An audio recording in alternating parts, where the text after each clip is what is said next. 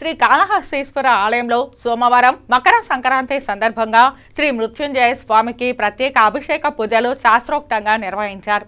వాయులింగేశ్వరుని సన్నిధిలో సోమవారం మకర సంక్రాంతి సందర్భంగా ప్రత్యేక అభిషేకాలు నిర్వహించారు.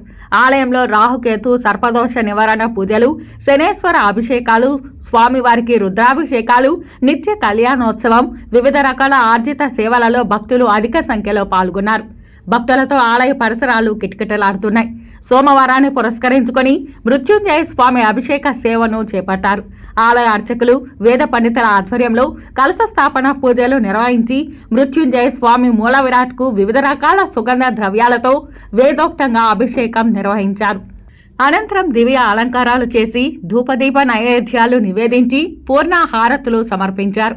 సంపూర్ణ ఆయురారోగ్యాలతో ఉండాలని మృత్యుంజయ స్వామికి సోమవారం అభిషేక సేవను భక్తులు నిర్వహించుకున్నారు.